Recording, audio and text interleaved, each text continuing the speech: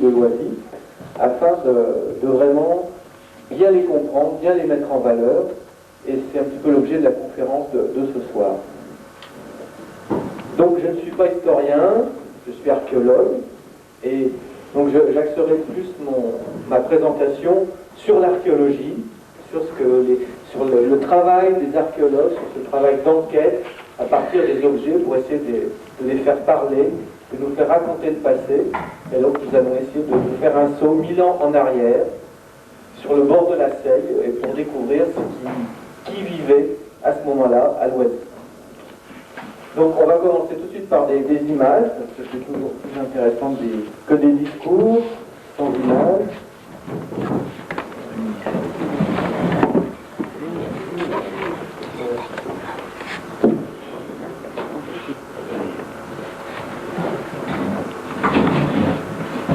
Voilà, alors...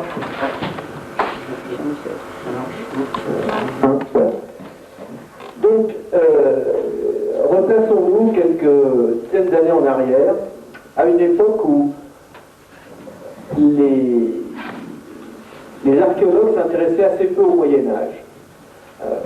Les grandes époques qui ont intéressé l'archéologie, ça a été la préhistoire, l'Antiquité, l'époque des Gallo-Romains, mais le Moyen-Âge a été une période qui a été un petit peu oubliée par les archéologues, hormis les grands châteaux, hormis les choses un peu prestigieuses, et on ne s'intéressait pas tellement au Moyen-Âge.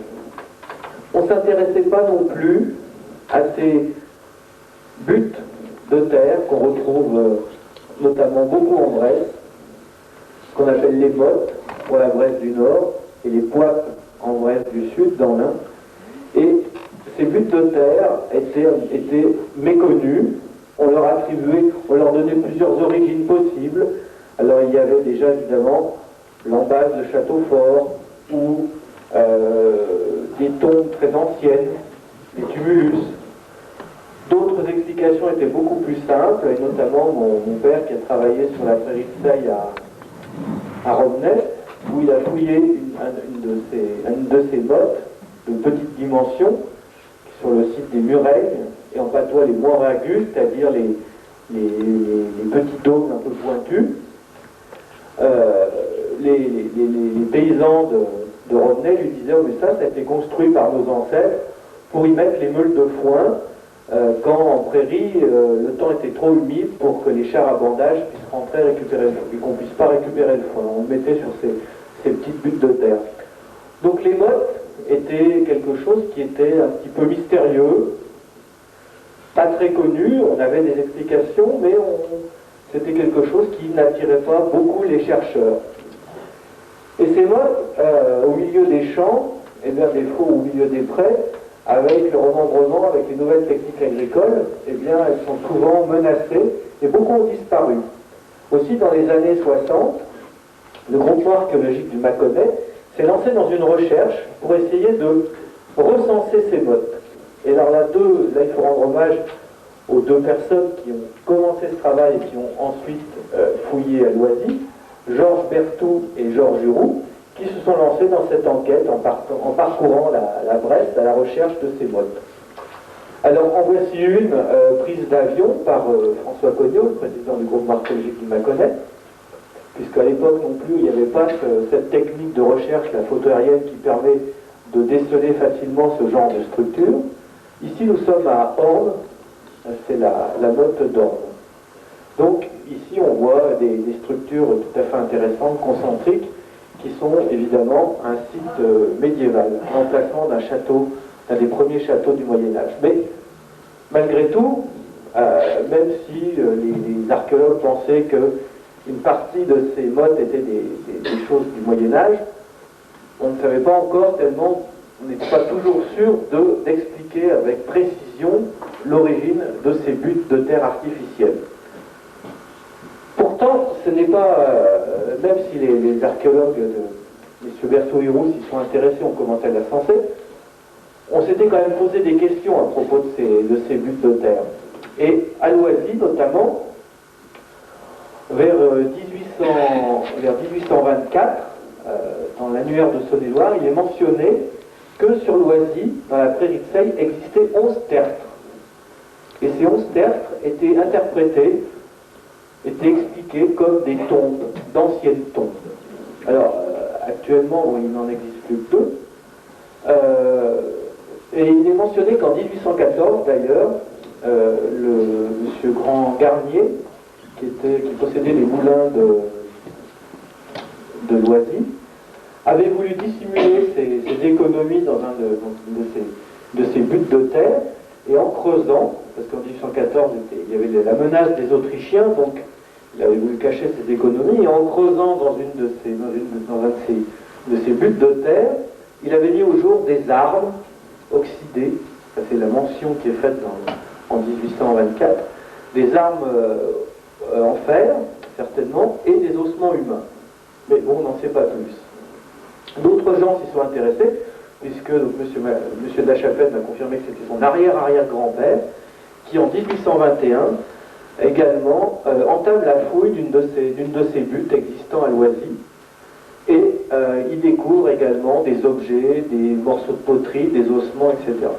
Et la tradition a été d'expliquer ces buttes de terre comme des tombes, et on les a interprétées comme les tombes renfermant les corps de soldats romains morts au cours d'une des grandes batailles qui a opposé les prétendants au trône d'empereur en 197 après Jésus-Christ, puisque une grande bataille a opposé Septime Sévère, qui gagnera la bataille et sera empereur, à Albinus, qui est un autre général qui prétendait aussi au trône d'empereur.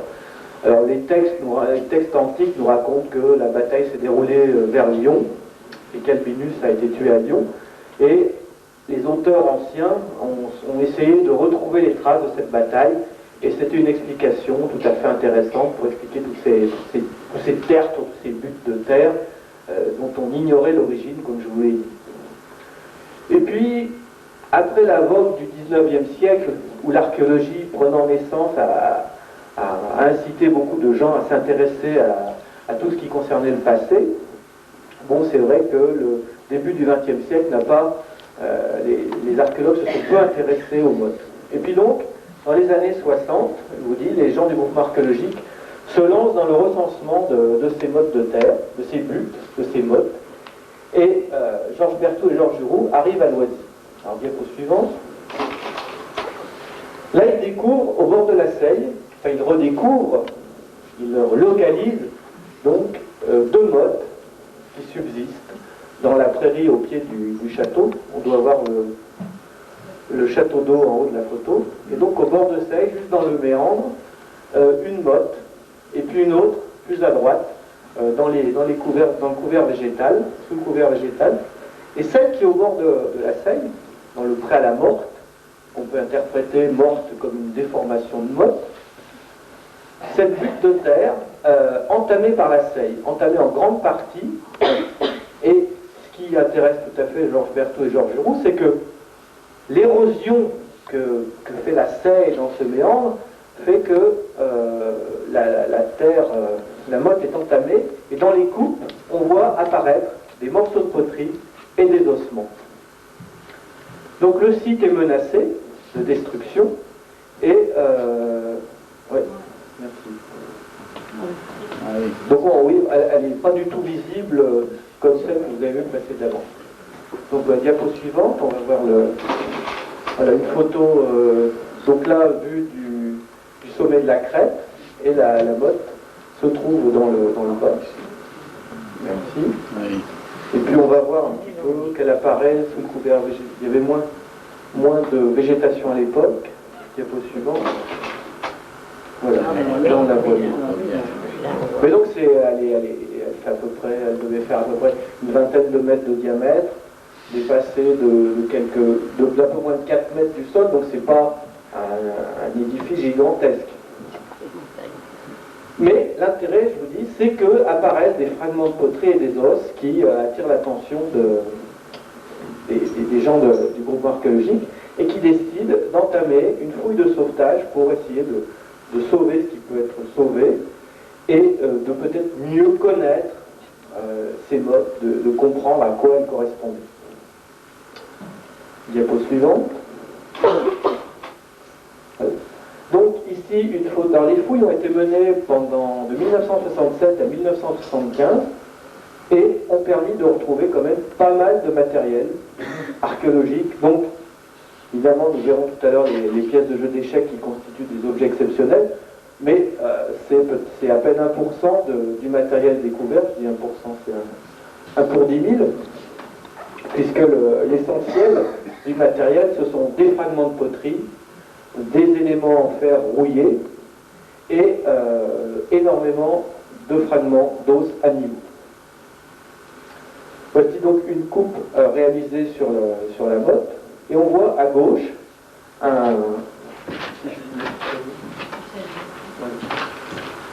ici la trace d'un petit fossé, puisque les vestiges, on ne savait pas ce qui pourrait être retrouvé sur cette butte de terre, et s'il y avait eu un château, une tour de bois, on aurait pu espérer retrouver les embases de cette tour, des traces. Malheureusement, la motte étant entamée, il ne restait que peu de traces de structure. De toute façon, aucune construction en pierre, uniquement des traces de construction en bois. Et donc assez peu de choses en matière de structure, ce qui n'aide pas à interpréter ce qu'il y avait sur cette motte au Moyen-Âge. Diapo suivant. Voilà. Donc quelques objets aussi découverts, je vous l'ai dit, qui aident quand même à savoir, parce qu'au départ on ne savait pas du tout si c'était un site médiéval, un peu de céramique, et puis quand même deux monnaies qui datent de la deuxième moitié du Xe siècle, après Jésus-Christ évidemment, entre 950 et l'an 1000. Également des éléments métalliques, diapo suivant. Voilà. Voilà les plus remarquables, c'est-à-dire vous reconnaissez un éperon, un fer à cheval, une clé, un couteau, une lame de couteau. Bon, des objets en fer, assez abîmés, mais qui d'abord nous renvoient au Moyen-Âge, et puis, notamment à cause du fer à cheval, puisque le fer à cheval n'existe pas dans le matériel de cavalerie avant l'époque médiévale. C'est pareil, c'est quelque chose qui nous vient du monde oriental, et qui n'était pas... Les Gallo-Romains, les Romains utilisaient ce qu'on appelle des hipposandales, c'est-à-dire des plaques de fer pour protéger les sabots, mais ils ne ferraient pas les chevaux au sens où on le connaît maintenant. Donc on est bien, déjà, M. Hureau et Berthoud ont bien pu déterminer que le site avait été occupé à l'époque du Moyen-Âge. Alors on va passer quelques transparents maintenant.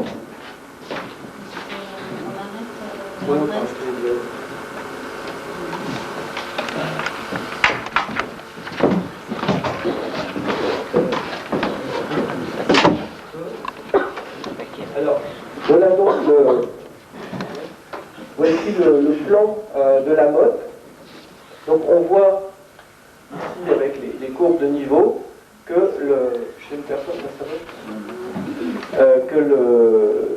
la motte a été pas mal entamée par la rivière, et sur ce plan on voit la zone fouillée et la seule structure retrouvée, c'est-à-dire une sorte de fossé étant la trace d'une palissade. Tu peux le montrer, François?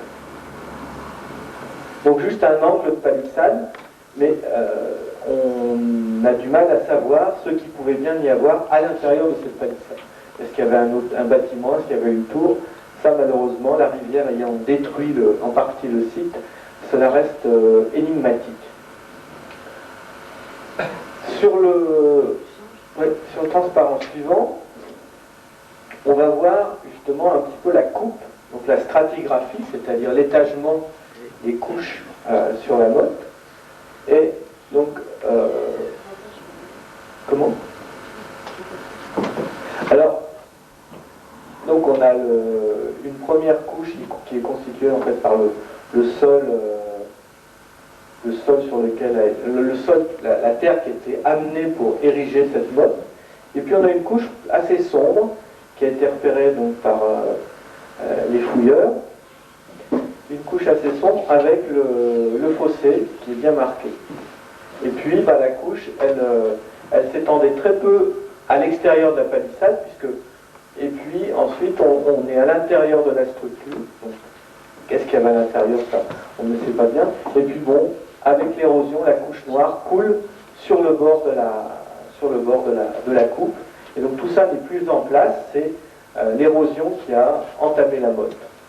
Et au-dessus, une couche de terre et d'argile ramenée par-dessus. Alors, comment expliquer ces différentes couches? On va voir le transparent suivant.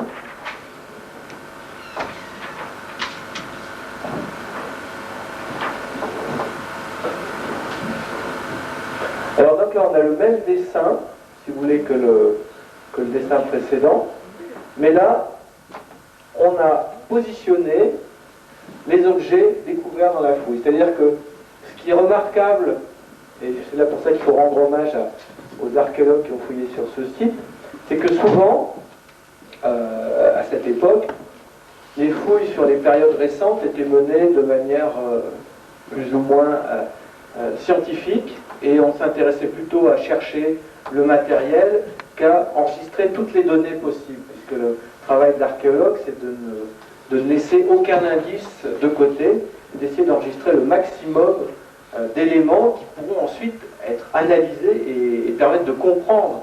C'est un petit peu une enquête policière, il ne faut rien négliger, pas négliger d'indices. Et là, la fouille qui a été menée selon des méthodes préhistoriques, c'est-à-dire que tous les objets ont été cotés dans les 3 dimensions. On peut les reprendre et les positionner en plan et aussi en hauteur. Et là, ce qui est très intéressant, c'est qu'on voit que les objets se répartissent dans la couche noire. L'essentiel des objets se répartissent dans la couche qu'on a vue qui était noire, donc qui constitue vraisemblablement un niveau d'occupation, c'est-à-dire une sorte de zone où les gens ont vécu, et l'abondance de matériel fait penser même à une zone de rejet, c'est-à-dire qu'on est dans un coin de l'habitation, dans un coin du bâtiment ou du lieu de vie, où ont été accumulés au cours des années d'occupation tous les déchets. C'est-à-dire qu'on a jeté les ossements, les vases cassés, et puis les fers à chevaux, les clous, tout ce qui ne servait plus, ça s'est accumulé, sans compter les déchets qui ont pourri, donc tout ce qui peut constituer des éléments végétaux qui ont pourri et qui ont constitué cette couche noire particulièrement riche. Hein, c'est presque un fumier qui a été fouillé, quoi. C'est vraiment la zone où ont été rejetés les objets. Mais finalement, si c'est une poubelle, eh bien justement c'est ça qui nous intéresse souvent, les archéologues, c'est de fouiller les poubelles, parce que c'est quand même ce qui reflète nos modes de vie, nos modes de consommation. Et aujourd'hui encore, certains sociologues étudient les poubelles contemporaines pour voir un petit peu quels sont les modes de vie, les modes de consommation. Donc on se trouve vraiment dans le même cas de figure. Pourquoi cette couche de terre ensuite, pourquoi cette couche d'occupation a été recouverte de terre? Alors là, ça reste un peu plus difficile à expliquer. Disons qu'on peut avoir plusieurs hypothèses. Vraisemblablement, on n'est pas venu recouvrir un site qui avait été abandonné, d'autant plus que apparemment des traces de poteaux brûlés ont été retrouvées, c'est-à-dire qu'il y a peut-être eu un incendie qui a détruit l'habitat. Et suite à cet incendie, il est vraisemblable que les structures existantes, c'est-à-dire que l'habitat ne devait pas se résumer à une simple palissade, on peut imaginer des constructions autour, et notamment des constructions utilisant la terre et le bois. Et tous ces éléments se détruisant ont pu constituer cette couche qui est venue recouvrir le niveau d'occupation. Alors, maintenant, nous avons quand même un petit peu progressé, et nous en sommes, si on remonte l'histoire de ces fouilles, au stade où on était arrivé nos prédécesseurs, c'est-à-dire qu'ils ont identifié un site d'époque médiévale, Moyen-Âge. Les monnaies laissent penser que nous sommes aux alentours de l'an 1000, des monnaies qui datent des années 950, entre 950 et l'an 1000, mais les monnaies circulaient beaucoup à l'époque. Une zone où des gens ont vécu, ont mangé, ont cassé des poteries, mais malgré tout, on n'est pas allé beaucoup plus loin, parce qu'il nous manque quand même des éléments pour comprendre qui étaient les gens qui vivaient ici. Alors, on va passer encore le transparent suivant. Voilà. Alors, là, il s'agit des dessins, des céramiques qui ont été retrouvées sur le site. Alors, l'étude a été menée par Michel Mertel, qui est instituteur sur Saint-Vallier et qui fait beaucoup d'archéologie également. Et il a étudié le matériel, et le matériel, ce qui avait été déjà vu à l'époque, est tout à fait comparable à ce qu'on trouve dans d'autres sites des alentours de Lambil en Saône-et-Loire. Alors la céramique, c'est vraiment le premier élément qui permet aux archéologues de dater un site. Parce qu'on a la chance que la céramique, la poterie, c'est quelque chose qui se fabrique assez facilement, qui se casse assez souvent, qu'on renouvelle, et les modes évoluent, puisque nous n'utilisons pas les mêmes assiettes que nos grands-parents, même s'il y a un peu on conserve quelques vases, mais globalement, les modes évoluent. Et la céramique qu'on utilisait au Moyen-Âge est différente de celle qu'on utilisait à l'époque gallo-romaine, qui est elle-même différente que celle qu'utilisaient les Gaulois, etc. Et la céramique, c'est vraiment le premier objet, quand on fait des prospections, quand on fouille, quand on ramasse, quand on trouve, qui nous permet d'avoir déjà une première approche de chronologie. Et là, nous avons des céramiques du Moyen-Âge. Et pour l'époque, le répertoire de la vaisselle est particulièrement peu abondant. On a essentiellement des sortes de formes globulaires, des gros pots, avec parfois des anses, parfois pas, avec des becs verseurs, avec des fonds ronds, parce qu'on suppose qu'il y avait relativement peu de meubles à l'époque, et il était plus facile de poser un vase avec un fond rond sur le sol dans une petite cuvette du terrain que d'avoir un fond plat qui aurait rendu l'objet bancal. Ça, c'est très caractéristique de la poterie du Moyen-Âge. Malheureusement, cette poterie, on arrive à la dater, mais elle est assez peu représentative du milieu social qui vivait sur la motte. Parce que on retrouve ce type de vase dans tous les types d'habitats, et vu qu'il n'y a pas d'autres céramiques pour l'époque, on n'a pas d'assiette, on n'a pas de cruche, on n'a pas de marmite, on a uniquement ces pots globulaires, ces pots à anse ou avec verseur, ce qu'on appelle des oules ou des cruches avec pontée. Ce sont vraiment les seuls types de poteries qu'on trouve. Donc, ce n'est pas un indice pour expliquer qui vivait sur ce site. Alors, nous sommes bien donc sur un site du Moyen-Âge, un site où des gens ont vécu, mais qui vivait là? Là, la question reste posée. Je crois qu'après, c'est le corps. C'est la carte. C'est la carte. Alors, donc, on en est là au niveau des indices de l'archéologie à la fin des fouilles. Donc, je vous dis, c'est du Moyen-Âge. Alors, à ce moment-là, on peut se repencher un petit peu vers l'histoire. Laissons les objets de l'archéologie. Essayons de nous tourner vers les données de l'histoire pour voir un petit peu qu'est-ce qui se passait à l'époque, aux alentours de l'an 1000, dans la région de Loisy. Alors, l'an 1000, les historiens parlent maintenant de révolution de l'an 1000, parce que l'an 1000, c'est l'apparition, le développement du monde féodal. Le monde féodal, c'est-à-dire que des seigneurs prennent sous leur domination un territoire de manière tout à fait indépendante par rapport à un pouvoir central. Nous sommes à l'opposé de ce qui existait 1000 ans avant, c'est-à-dire au moment de l'Empire romain, où là on a une autorité centrale, un État qui dirige, un État qui assure la sécurité à l'intérieur de l'Empire, à l'époque gallo-romaine.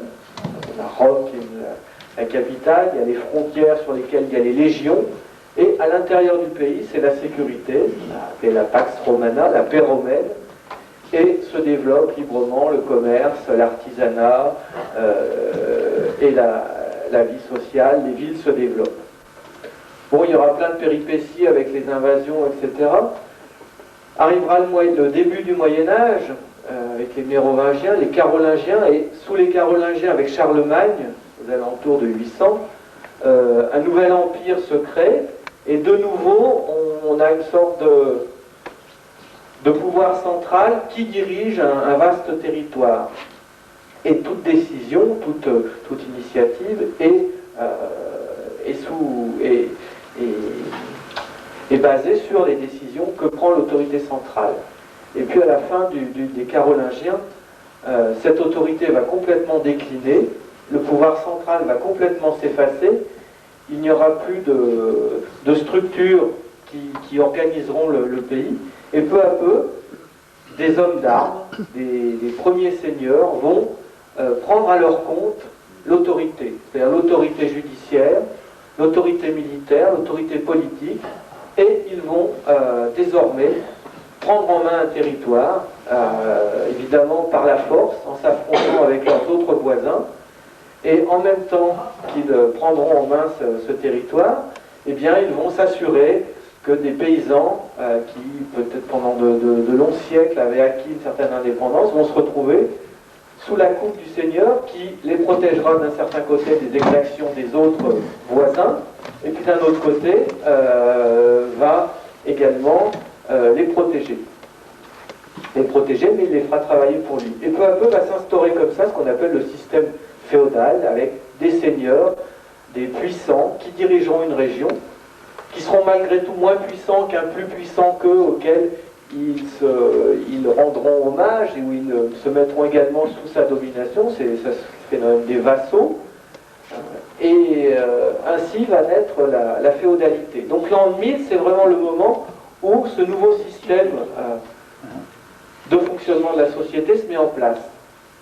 Et en même temps qu'on a ce système des seigneurs, on se trouve à une période où l'empire carolingien, l'empire de Charlemagne, a été divisé, et on se trouve entre deux grands territoires, deux grandes entités. D'un côté, qui sera le royaume des Francs, qui deviendra la France, donc sur l'ouest, et de l'autre côté, le Saint-Empire romain germanique. Et donc d'où l'expression terre d'empire, terre de royaume. Et Loisy, Loisy est à la frontière.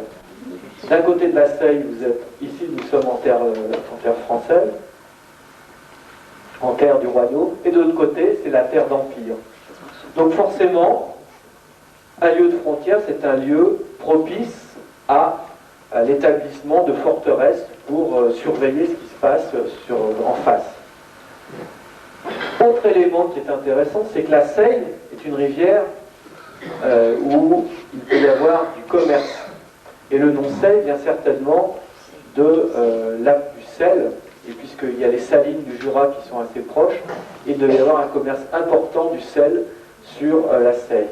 Et un des historiens célèbres français et mâconnais, Georges Duby, dans sa thèse sur la féodalité, sur le Moyen-Âge, a émis l'hypothèse que la création de Loisy était liée au commerce du sel, et pour lui, l'établissement d'un site fortifié à Loisy est une volonté du comte de Mâcon, qui, possédant des parts dans les salines du Jura, possédant des biens dans les salines du Jura, a voulu assurer le commerce, a voulu protéger le commerce sur la Seille, son approvisionnement en sel et le commerce, en favorisant l'établissement d'un seigneur à Loisy.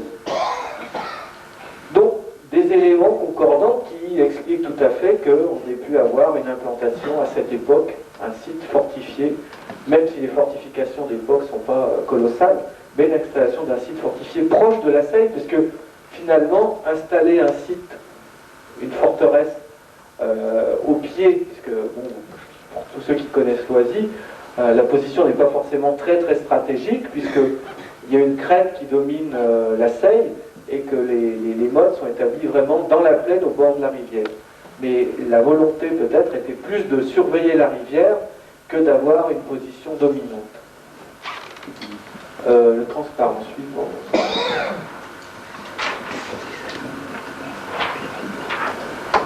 Voilà.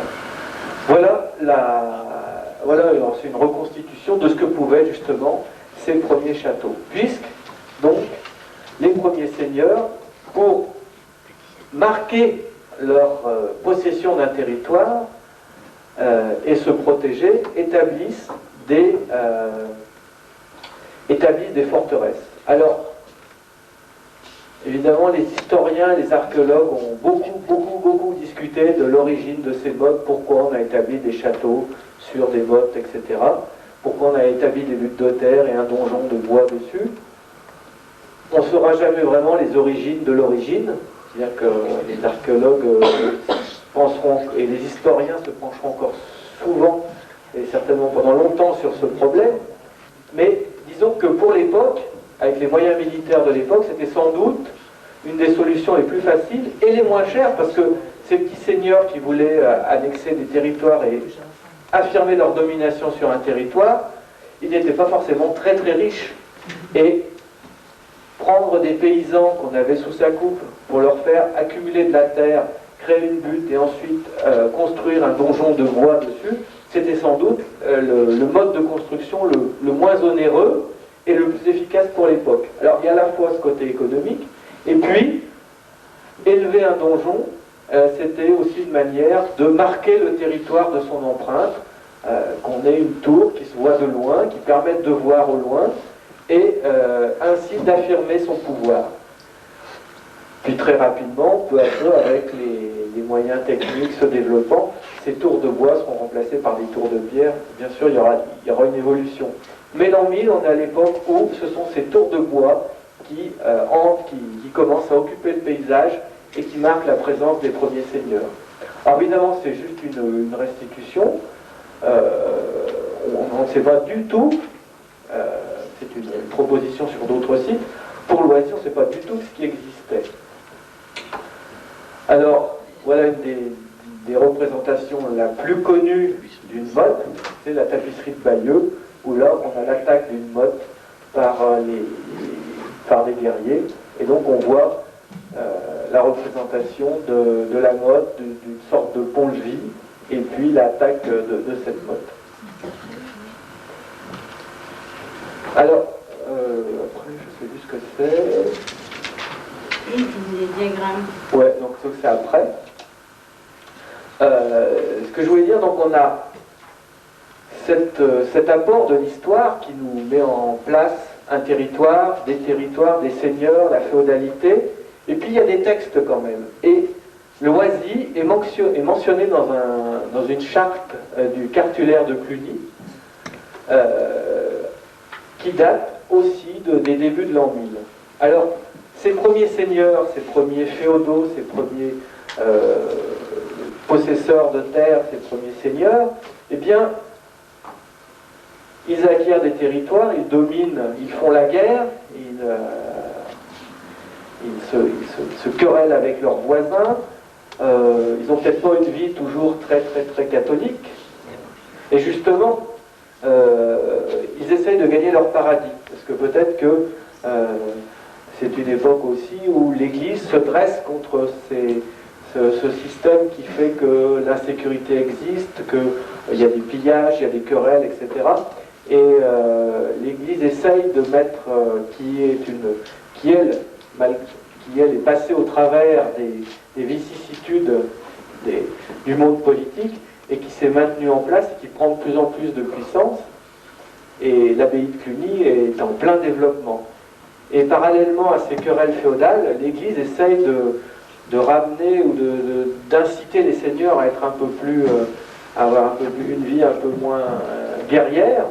Et peut-être que certains seigneurs ont justement, voyant arriver leur dernier jour, une crainte de l'enfer, et afin de gagner leur paradis, puisqu'ils n'ont pas gagné au cours de leur vie, eh bien, ils font des donations à l'Église, qui s'enrichit, ou aux abbayes.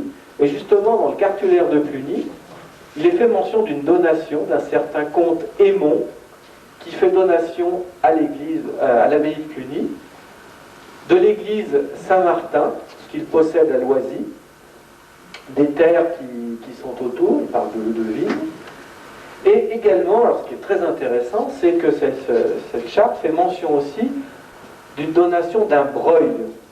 Un breuil, c'est-à-dire une réserve de chasse, qui est située dans la tour, qu'il possède au-dessous de l'église et au-dessus de la seille. Alors, c'est une traduction à peu près littérale du texte latin. Donc, ce qui veut dire que le comte Aymon de Loisy avait une tour proche de la seille, et on peut tout à fait supposer que, eh bien, il s'agissait d'une tour érigée sur une des mottes qui existait au bord de la seille. Alors, est-ce que c'est celle fouillée par le groupe archéologique? On ne peut pas le dire, mais ici on a une nouvelle preuve de la présence d'un site féodal à l'époque, au début de l'an 1000. Mais surtout, maintenant, on a des indices qui nous permettent de dire que non seulement les fouilles ont livré un site du Moyen-Âge, mais également peut-être les traces d'un site occupé par un seigneur. Et donc c'est là que sont intervenues les nouvelles études menées ces dernières années, parce que les pièces d'échecs dont on parlera tout à l'heure ont suscité de plus en plus d'intérêt. De nombreux chercheurs, spécialistes des jeux d'échecs, passionnés d'histoire, ont voulu les voir. Elles ont fait l'objet de prêts pour des expositions en Allemagne. La petite chasse, un des objets les plus rares, a fait l'objet de plusieurs couvertures d'ouvrages. Et devant cet intérêt suscité par ces objets, il nous a paru important d'essayer de tirer le maximum des indices recueillis lors des fouilles. Parce qu'on se trouvait face à des objets qui avaient vraiment de plus en plus d'intérêt, dont on demandait des renseignements un peu partout, et on ne pouvait pas livrer d'informations complètes concernant le site. Expliquer vraiment d'où il venait, qui étaient les gens qui avaient possédé ces pièces de jeu, et il nous est apparu que certaines pistes de l'enquête archéologique n'avaient pas été menées jusqu'au bout. Et notamment, un des éléments très intéressants, c'est l'étude des ossements. Alors, on va voir les ossements d'animaux. Celui-là, c'est bon. L'étude des ossements d'animaux, déjà pour la datation, parce qu'ils n'avaient pas été conservés de charbon pour avoir des datations au carbone 14, mais à partir des ossements d'animaux, on peut aussi obtenir des datations au carbone 14, c'est-à-dire des datations absolues. Parce que de monnaie, de la céramique, bon, ce sont des éléments tout à fait intéressants qui nous permettent de nous dire bon, on est bien au Moyen-Âge, on est bien aux alentours de l'an 1000, mais on aime bien accumuler les preuves pour être sûr de nos affirmations. Et donc, grâce au service régional de l'archéologie de Bourgogne, nous avons pu faire une datation au carbone 14 sur un os découvert sur le site. Un os d'animal, évidemment, ce sont avec des ossements d'animaux. Et cette datation au carbone 14 nous a fourni une datation qui allait tout à fait confirmer les premières hypothèses. Alors, attends, je passe plus à droite. Voilà. Donc, alors, bon, je ne vais pas rentrer dans les détails de la datation carbone 14. Disons qu'aujourd'hui, les datations carbone 14 sont un petit peu plus précises que les premières qui ont été faites, et on arrive à avoir ce qu'on appelle des pics de probabilité, c'est-à-dire que on a une datation dans une fourchette chronologique, et dans cette fourchette chronologique, des dates de plus forte probabilité sont données. Et le pic le plus important, eh bien, il se trouve à 1027 après Jésus-Christ. Donc, la datation carbone 14 nous confirme que nous sommes bien au début du XIe siècle. Donc ça, c'est un premier élément tout à fait intéressant qui vient conforter toutes les premières hypothèses. Alors, on va passer le diagramme suivant. Pour revenir un petit peu avant de passer aux ossements d'animaux, mais à la céramique, je vous ai dit tout à l'heure que la céramique était particulièrement peu variée. Pourtant, les gens étaient bien là, ils vivaient, ils mangeaient, ils buvaient, mais pourquoi on ne retrouve pas d'autres éléments céramiques? Ben, à l'époque, on s'est aperçu, grâce aux fouilles qui ont été menées sur des sites lacustres, comme le site de Paladru, dans le lac de Charavine, les fouilles de M. Collardel, on livrait un site à peu près contemporain de Loisy, autour de l'an 1000, là avec des datations sur les troncs d'arbres, des datations dendrochronologiques parfaitement précises. Et là, sur ce site, eh bien, les céramiques retrouvées sont à peu près équivalentes à celles retrouvées à Loisy, mais en plus, la chance d'un site lacustre, c'est que le bois est conservé. Et là, eh bien, on voit que le vaisselier, la vaisselle, était en grande partie en bois. Alors vous avez des cuillères, des assiettes, des plats, des écuelles.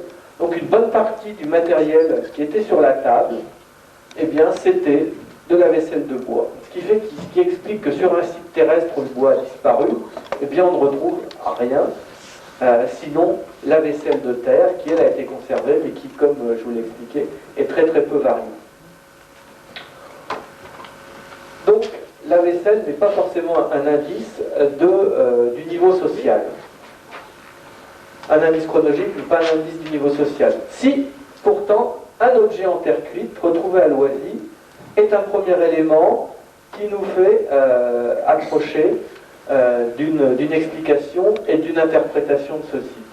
Il s'agit d'un reste de corps en terre cuite, une corne d'appel. Alors, on a que tout le monde voit de quoi il s'agit. Voici donc les alors ça justement, c'est un élément qui n'avait pas été repéré à l'époque par les gens du Gap, et c'est Michel Martel, en reprenant la céramique, qui a bien mis en évidence cet objet en terre cuite. Alors, corps d'appel, alors est-ce que ça servait à la chasse, que ça servait à prévenir? Rappelons que nous sommes au bord de la Seine, peut-être qu'il y avait une sorte de surveillance qui était établie sur la rivière, et que les bateaux qui passaient étaient repérés. Et dans un site de Charente-Maritime, on a justement sur un graffiti un petit peu plus tardif, mais une représentation d'un guerrier sonnant du corps en haut d'une tour. C'est le parent suivant. Donc un petit élément qui est figuré aussi dans les livrets sur Loisy, donc qui nous a été prêté par la personne qui l'a étudié. Et là, donc, on voit parfaitement en haut d'une tour un guerrier qui sonne du corps. Donc, voilà un objet qui ne fait pas partie. Alors, si vous fouillez une ferme ou un site seigneurial, vous retrouverez donc les mêmes vases, les mêmes poteries. Par contre, sur le site, dans une ferme, vous ne trouverez pas ce type d'objet, qui fait vraiment partie de l'apanage plutôt du monde des seigneurs. Et puis restait un ensemble qui avait été finalement étudié, mais de manière sommaire, mais qui s'est révélé le plus révélateur, c'est les ossements animaux. Alors vous voyez, la somme globale, plus de 4000 fragments d'os animaux, qui ont été confiés à Jean-Hervé Vinec, qui est archéozoologue, une discipline à laquelle on fait de plus en plus appel, parce que les animaux, la viande consommée,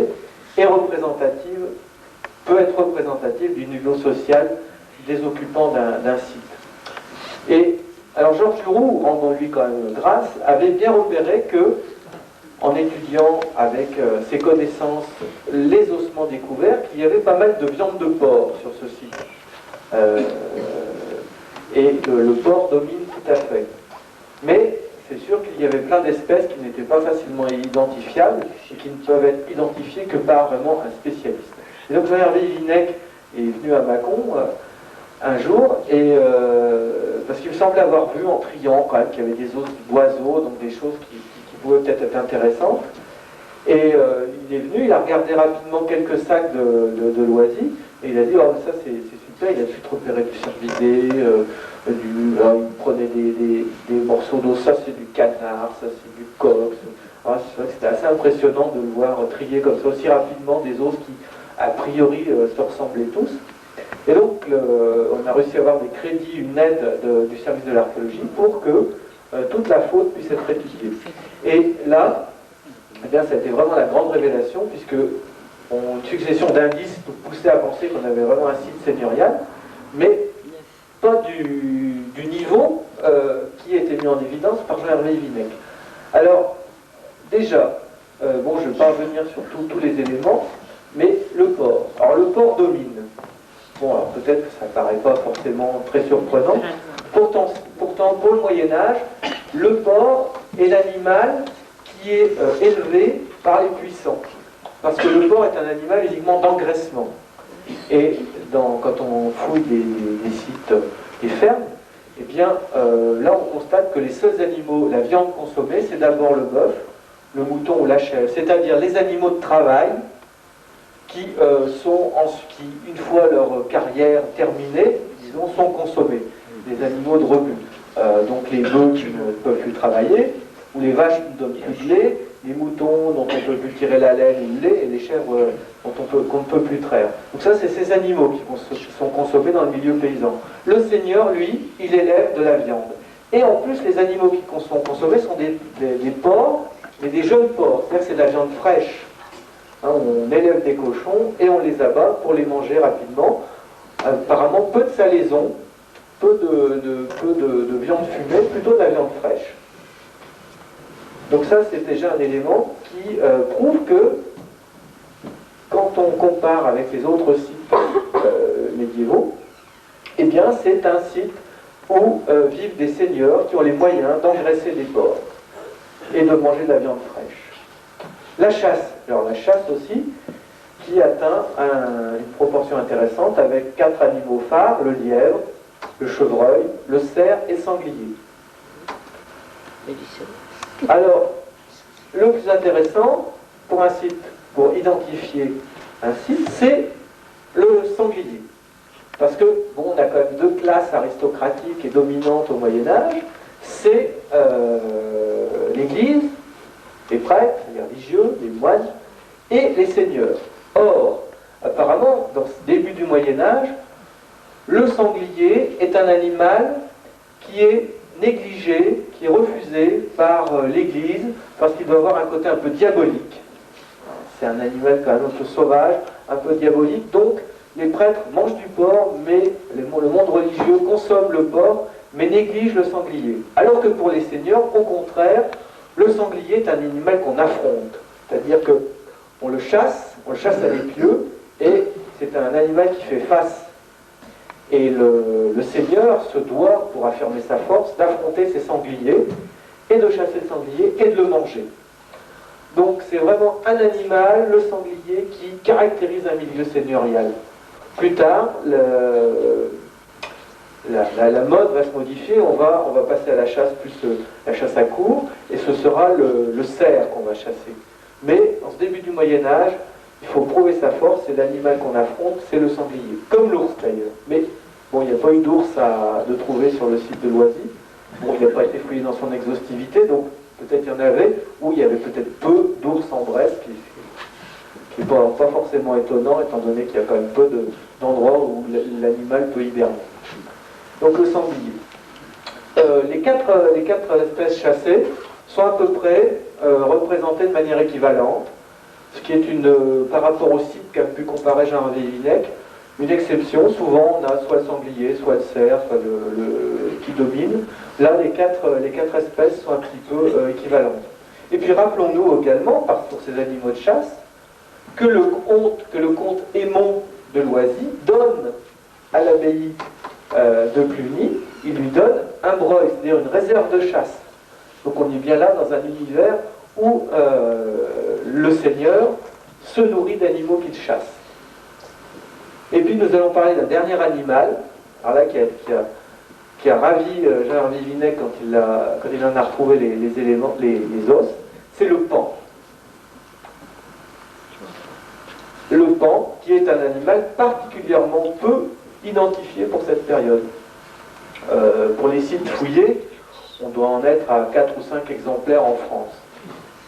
Donc, quelque chose de particulièrement rare, et qui prouve que le seigneur de Loisy avait une basse-cour, puisqu'il y a du coq, de l'oie, etc., donc des animaux assez courants, dans une basse-cour, mais également des animaux de prestige, comme le paon, qui devait être un animal peut-être le Seigneur avait plaisir à montrer à ses visiteurs, et qu'occasionnellement il passait à la casserole pour le présenter comme on le voit parfois dans l'imagerie avec sa belle queue là, sur un grand plat.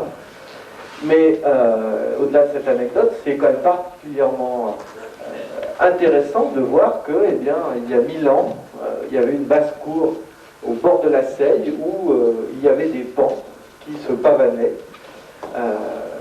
pour impressionner les visiteurs. Alors d'autres animaux sont consommés, d'autres animaux de chasse, des canards, des choses comme ça, ce qui est tout à fait logique en bord de Seille. Ce qui manque, c'est le poisson. Alors, pourquoi pas d'ossements de poisson? Peut-être que les fouilles n'ont pas permis de retrouver les éléments. Le terrain a-t-il joué par une certaine acidité pour les faire disparaître? Est-ce que, bien que la terre ait été tamisée, les fouilleurs de l'époque n'aient pas été sensibles à ces éléments? Donc c'est vraiment un manque parce qu'il est fort peu probable que les seigneurs de Noisy n'aient pas consommé, et je dis les seigneurs parce que maintenant on est sûr qu'on a un site seigneurial, et même de haut niveau, hein, puisqu'on a vraiment un site avec une consommation typique d'un seigneur de haut rang, et il est fort peu probable qu'il n'ait pas consommé des poissons qui devaient se trouver dans la Seille et qui devaient être quand même en abondance et facilement capturables. Alors, pour vous montrer enfin une dernière comparaison, c'est parce que ce qui permet d'affirmer qu'on a un site avec un seigneur de rang important. Ah oui, ici il y a un animal aussi alors, qui n'était pas consommé. Tu l'as vu, c'est le rat. Voilà. Oui, je l'ai oublié. Alors le rat, lui, bon, n'était certainement pas mangé, évidemment. Mais sa présence est intéressante parce que je vous rappelle qu'on a des thèses qui nous parlent d'une tour, bien sûr, mais que les fouilles nous ont montré que une simple palissade n'est pas de structure. Or, la présence d'un rat n'est pas, enfin la présence d'ossements de rat est riche d'enseignements. Parce que le rat, pour se développer et vivre, il a besoin d'une niche écologique tout à fait particulière. Il a besoin de chaleur, de pouvoir se reproduire à l'abri. Et donc, eh bien, le rat, présent sur le site, ça veut dire qu'il y avait de quoi vivre, c'est-à-dire des greniers, des latrines, des zones où il pouvait se trouver à l'abri et vivre confortablement. Donc ça, c'est particulièrement intéressant, parce que bien que nous n'ayons pas de structure qui nous renseigne sur la véritable nature du site, est-ce qu'il y avait une tour, des maisons, etc., on peut quand même supposer qu'il y avait un habitat parfaitement structuré pour permettre aux rats de se reproduire. Et puis également, donc, peu de chiens et peu de chevaux, puisque ces animaux n'étaient pas mangés, n'étaient pas consommés. C'était des animaux de compagnie, et le cheval, un animal particulièrement noble, réservé à la guerre ou la chasse. Alors, en comparaison, donc Jean-Hervé Binet, qui a travaillé sur pas mal de sites seigneuriaux du nord de la France, il est basé à Compiègne.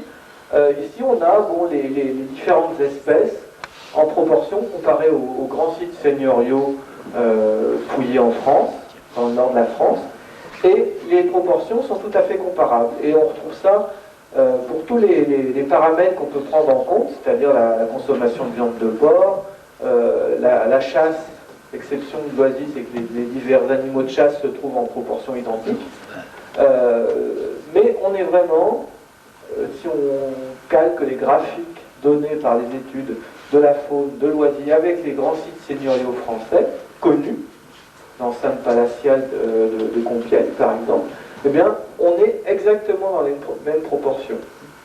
C'est-à-dire que, ce qui est extraordinaire, c'est que les archéologues du GAM qui avaient fouillé là avaient pressenti qu'on avait un site intéressant, mais les études menées ces dernières années ont vraiment prouvé que non seulement on avait un site intéressant, mais un site exceptionnel qui était occupé par un seigneur d'une grande importance, ce qui pouvait paraître un peu curieux au fin fond de la Bresse, de trouver ici un site où les seigneurs vivaient comme on vivait dans les autres grands sites seigneuriaux de l'époque.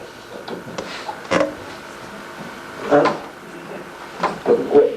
Alors, donc, évidemment, reste à voir les pièces de jeu d'échecs, puisque c'était quand même les éléments qui laissaient à penser que c'était pas anodin, c'était pas de simples un petit seigneur ou de simples guerriers surveillant la selle qui vivaient là.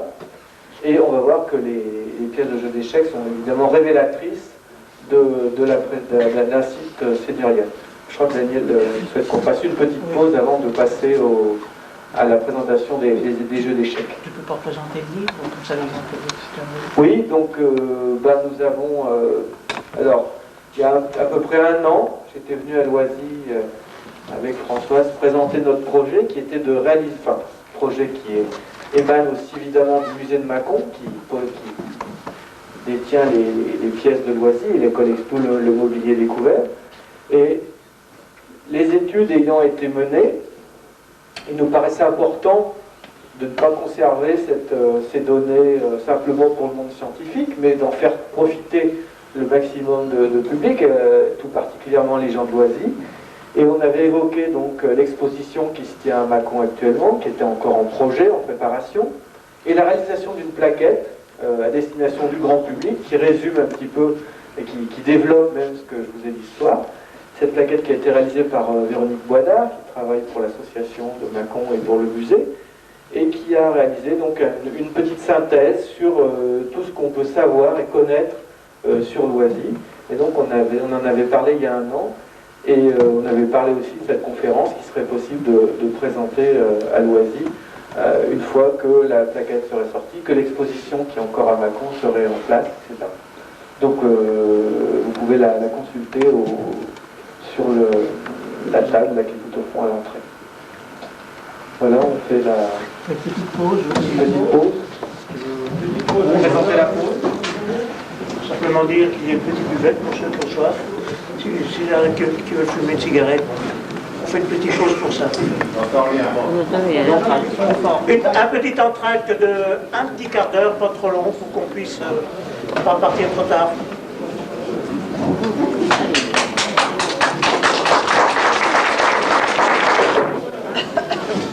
Pour la motte. Alors oui, on fait un petit saut dans le temps et l'espace avec le jeu d'échecs. Alors, bien, donc je résume notre première partie, des fouilles qui mettent au jour des vestiges du Moyen-Âge, des alentours de l'an 1000, et des études successives qui mettent en évidence un site seigneurial. Mais, évidemment, les pièces de jeu d'échecs qu'on va voir retrouver, bon, à l'époque, on les a trouvées très intéressantes. Et puis, au fur et à mesure des années, au fur et à mesure que ces objets étaient prêtés dans des expositions, on s'est rendu compte qu'il s'agissait d'objets absolument exceptionnels, dont certains n'ont aucun équivalent en Europe. Alors, il existe de magnifiques pièces de jeux d'échecs dans différents musées, mais au moins deux d'entre elles ne sont pas comparables à autre chose, ce qui en fait leur exceptionnelle qualité. Mais revenons un petit peu aux origines du jeu d'échecs. Alors là encore, quand on consulte les spécialistes, eh bien, tous ne sont pas d'accord, évidemment. Je crois que les choses sont simples, en fait, elles sont très compliquées. Mais disons globalement, le jeu d'échecs apparaît aux alentours du VIe siècle, dans le monde arabo-persan, et ce jeu va ensuite, alors je ne fais pas le détail parce que je ne le connais pas, je vous raconterai des bêtises, mais je crois que Daniel Villeroy a trouvé tout à fait des textes là concernant les origines du jeu d'échecs, si cela vous intéresse, vous pourrez lui demander. Mais disons que ce jeu d'échecs, il va arriver en Occident quelques siècles plus tard, et il arrive par deux voies. Une voie qui emprunte le monde arabo-musulman, et une voie qui va passer par le nord de l'Europe. Donc une voie par le sud et une voie par le nord. Et donc il suit les routes du commerce, la route de la soie, et ce jeu se part avec les caravanes en fait, et comme ça est emmené de pays en pays, de contrée en contrée, pour ensuite arriver dans le monde occidental. Et arriver aux alentours du Xe siècle en Europe. Alors, le jeu de Loisy, on va le voir, est particulier, enfin le jeu de Loisy, entre guillemets, puisqu'on a quelques éléments, l'un ou plusieurs jeux, ça on ne peut pas le dire. Mais ce qui est particulièrement intéressant, c'est que ces objets nous résument les origines du jeu d'échecs. Parce qu'on va le voir, certaines pièces sont carrément des copies des pièces du jeu d'origine. D'autres sont des adaptations passées par le monde musulman. Et d'autres sont des objets, des recréations du monde chrétien. Et donc on a, dans le jeu d'Oisy, cette rencontre des diverses origines du jeu qui ont fait finalement des objets emblématiques de l'histoire du jeu d'échecs et également de l'histoire médiévale au travers des influences qu'ont pu connaître, parce que le Moyen-Âge est souvent considéré comme une période où les gens sont refermés sur eux-mêmes, et on se rend compte à travers ces objets que, bien qu'on n'avait plus la facilité de circulation, de commerce qu'il existait à l'époque de l'Antiquité romaine, par exemple, et bien malgré tout, des idées, des cultures traversaient les territoires, les frontières au travers des jeux. Et quand même une certaine forme de commerce, au moins pour les personnes les plus fortunées. Alors ces pièces, elles sont d'abord tirées du bois de serre. Et donc, dernière étude qui a été menée par deux spécialistes, François Poquelin du Muséum d'Histoire Naturelle et Jean-François Goret, archéologue à Beauvais, spécialiste de tabletterie. Eh bien, ces pièces de jeu, elles sont tirées d'un bois de serre. Et le gros intérêt de la dernière étude qui a été menée par François Poquelin et Jean-François Goret, c'est d'avoir parfaitement identifié l'endroit du bois de serre d'où elles avaient été tirées. Donc on a deux pièces qui proviennent du pivot, c'est-à-dire la partie qui soutient le bois lui-même, et qui est une partie particulièrement dure, parce qu'au fur et à mesure des ans, le bois devient de plus en plus lourd. En plus, il y a un port ballant. Donc c'est une partie très très dure dont la dureté approche celle de l'ivoire. Ce qui fait que ces deux pièces que vous voyez donc, ont été tirées du pivot. Et puis les autres pièces, des andouillés, du mérin, etc. Donc tout le bois de serre a été utilisé pour fabriquer ces objets. Donc, parce que la première analyse qui a été faite, c'est que comme certaines pièces semblaient avoir des inspirations du nord de l'Europe, on a souhaité vérifier l'origine animale, parce que dans le nord de l'Europe, on trouve des pièces de jeux d'échecs tirées d'os, de cétacés, ou même de l'ivoire de morse, ou des choses comme ça. Donc c'était intéressant d'être bien sûr qu'il s'agisse de bois de serre. C'est du bois de serre, donc c'est une facture européenne, mais sans doute qui n'est pas pas du nord de l'Europe. Par contre, on ne sait pas où elles ont été fabriquées. Alors, il y a eu d'autres pièces de jeu que je ne présenterai pas ce soir, qui sont des pièces des pions de jaquet ou backgammon, mais on va s'attacher surtout aux pièces de jeu d'échecs. Donc là, nous allons passer aux diapositives.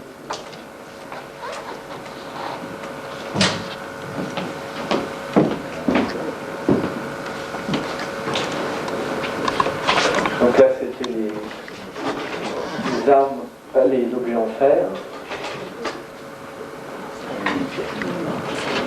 Voilà, alors, donc une série de pièces. Donc, je vais montrer.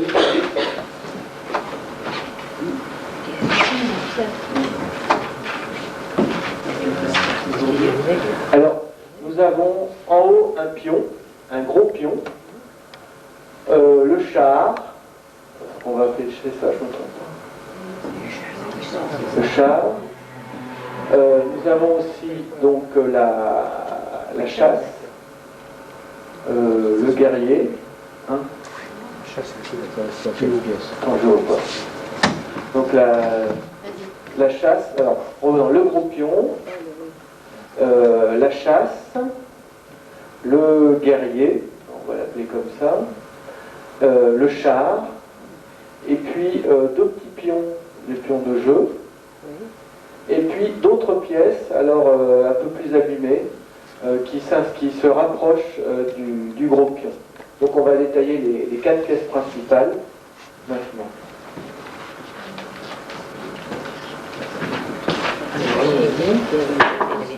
Ouais. Voilà, donc à droite le guerrier, la chasse, le pion et le char. Alors, allons, on commence la diapo suivante.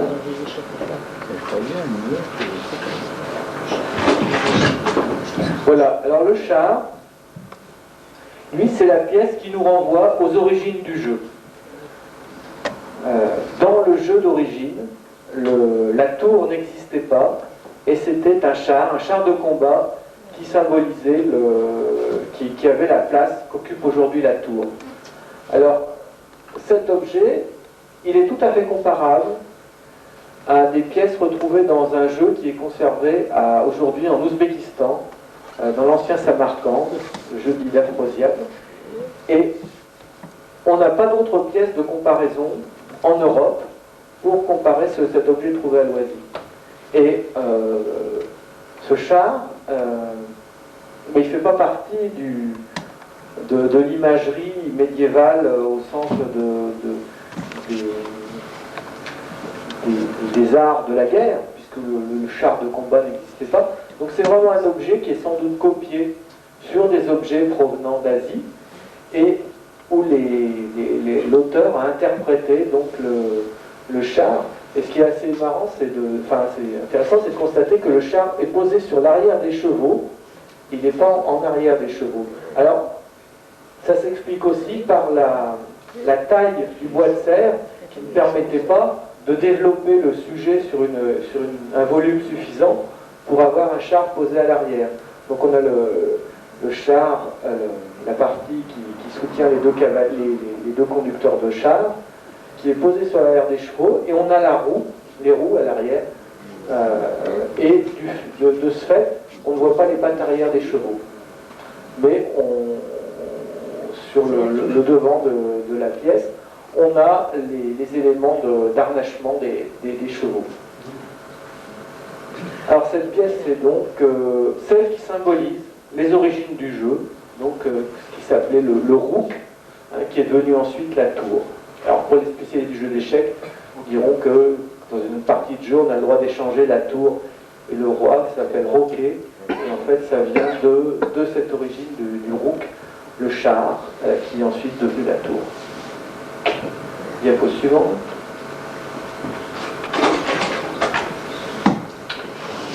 Voici notre, donc le gros pion qu'on voit derrière, avec les pièces qui lui sont un peu similaires. Alors ça, c'est une pièce qui est non figurative, qui ne représente pas quelque chose de précis, apparemment.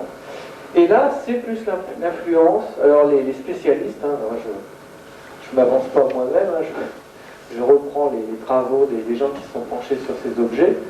Ces pièces non figuratives seraient plutôt d'inspiration islamique, puisque dans l'islam, la représentation humaine est interdite. Donc, le jeu s'est transformé en pièces non figuratives. Et ces pièces, donc, seraient plus des copies d'objets, de pièces de jeux d'échecs, ayant passé par le monde arabo-musulman. Alors, malgré tout, on constate que le gros pion possède, vous pouvez voir sur les objets qu'on a amenés, possède des traits verticaux, voilà, qui rappellent un petit peu ce qu'on verra sur la petite chasse, c'est-à-dire le drapé et les plis de fermeture d'un costume. D'autre part, est-ce qu'il y avait au sommet de la pièce un autre élément qui aurait disparu, puisqu'il y a une pièce assez similaire qui est conservée au musée du Moyen-Âge à Cluny, qui a été trouvée dans les Vosges au moment de la guerre de 14, et qui possède au sommet, donc la pièce est assez semblable, et au sommet il y a un élément triangulaire avec figuration de 2 yeux qui a fait penser qu'il pouvait s'agir aussi d'un cavalier ou d'une pièce comme ça. Mais là, il est difficile d'attribuer cet objet a une place précise dans le jeu. Est-ce que c'est une tour, est-ce que c'est un roi, une reine, un fou, etc. Ça, c'est tout à fait impossible à dire, évidemment. Les autres pièces également, donc on voit aussi avec ces décors d'ocelles, c'est-à-dire des ronds pointés à gauche. Et puis on a deux autres éléments, un pion avec des décors incisés en chevron, et puis un autre avec qui n'est pas décoré d'ailleurs, sans décor, simplement des facettes. Alors ça, ces éléments, c'est pareil, on peut difficilement les attribuer, qui laisse à penser, est-ce qu'on avait plusieurs jeux, est-ce qu'on avait un seul jeu avec des pièces différentes, est-ce qu'on avait un jeu reconstitué à partir de plusieurs pièces? Ça, évidemment, c'est complètement impossible à dire. Et puis donc, on va finir par les deux pièces les plus exceptionnelles, disons, le guerrier et la petite chasse. Alors, le guerrier à droite, donc on a un personnage qui porte à son côté gauche, bon on ne le voit pas là, mais on l'a vu sur la photo précédemment, un bouclier, très nettement. Il est agenouillé sur une sorte de tabouret, et il est casqué, et peut-être il porte également une épée ou une lance au côté droit. C'est plus difficile à interpréter. Alors, Jean-François Gorey, qui a travaillé sur ces objets, a mis une hypothèse tout à fait intéressante pour ce guerrier. Alors d'abord, on n'est plus du tout dans les pièces d'origine arabo-persane, c'est plus le jeu d'origine, c'est pas du tout évidemment l'influence non figurative arrivée par le sud. Et là, on est dans des représentations typiquement médiévales, on est dans l'Europe médiévale, l'Europe chrétienne, comme la pièce de gauche, et ce guerrier qui est finalement agenouillé en signe de soumission, alors Jean-François Gorey propose l'hypothèse que là on a une influence de ce dont je vous parlais tout à l'heure, c'est-à-dire l'influence de l'Église qui essaye de faire passer un message de paix auprès des seigneurs. Et aux alentours de l'an 1000, il y a un grand mouvement de pensée qui se développe, relayé en particulier par l'abbaye de Cluny. C'est le mouvement de la paix de Dieu qui incite les seigneurs à cesser leur guerre et à se retourner vers la religion et vers des activités plus pacifiques. Et ces objets sont peut-être, enfin, on peut y voir, c'est une hypothèse bien sûr, je ne vous la donne pas comme une affirmation, mais des objets qui aussi sont là pour inciter les seigneurs à plus de pacifisme, le jeu d'échecs étant, c'est une des théories concernant sa création, était une façon de faire la guerre sans faire de mort, puisque c'est un jeu d'affrontement entre deux rois, c'est une guerre mais qui n'entraîne pas de ravages, et donc ces pièces sont à la fois donc, des pièces de jeu pour éviter de faire la guerre, et aussi elles ont une imagerie de personnages qui se soumettent à Dieu et peut-être moins au conflit terrestre. Et la pièce de gauche, elle, a donc la petite chasse, avec un personnage en prière, d'un côté les mains jointes, et de l'autre côté, on a également un personnage en prière, mais dans une position plus archaïque, et de la prière avec les mains levées, en orante. Donc là, on a vraiment un personnage en plein recueillement, qui est représenté sous une sorte de toit. Alors, quelle est la signification exacte? Bon, ça, c'est difficile à dire. On attribue la pièce de droite au cavalier. La pièce de gauche serait un roi ou une reine, mais ça reste difficile à dire. Et là, on a vraiment donc les deux objets qui sont l'adaptation occidentale et chrétienne du jeu d'échecs. Donc, par ces 4 pièces, on a vraiment un résumé de l'histoire du jeu d'échecs et une vision du Moyen-Âge peut-être un peu plus riche que celle qu'on peut développer dans simplement une période noire, sombre et peu productive. C'est la dernière, je ne sais plus. Vas-y. Voilà, là un petit détail du guerrier. Maintenant on voit pas le bouclier, mais on voit son côté droit. On le voit agenouillé et qui semble tenir quelque chose. Donc c'est très très symbolisé. Voilà, et la position de le personnage en orante à l'arrière de la petite chasse.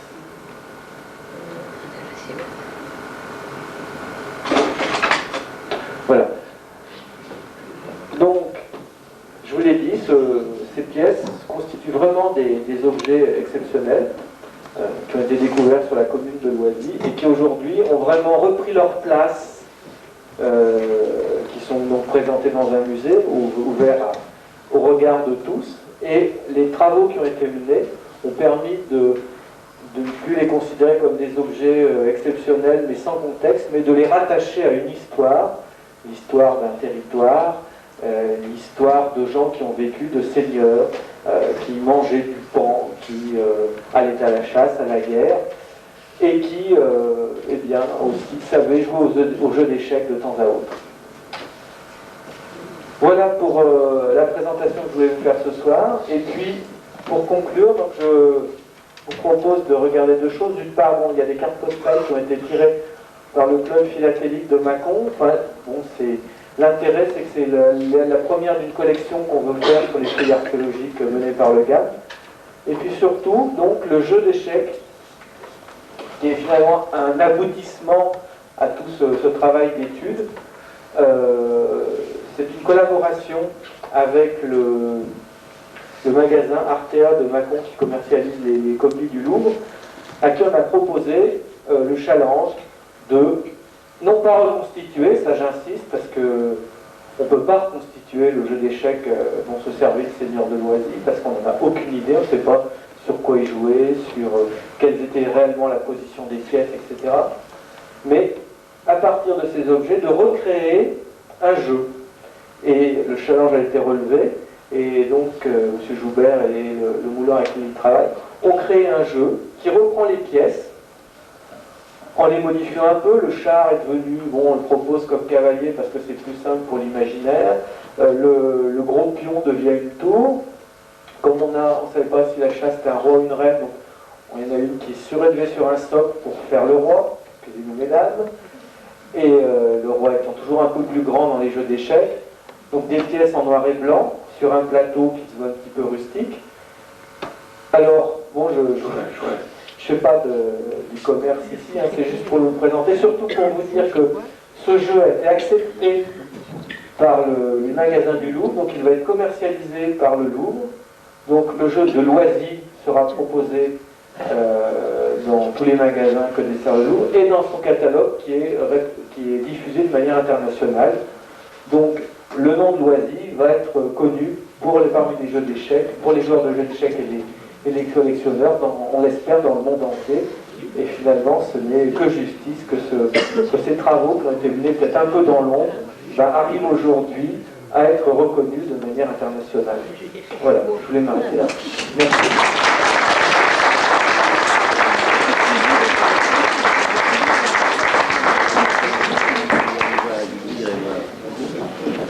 Avant de vous donner la parole et en particulier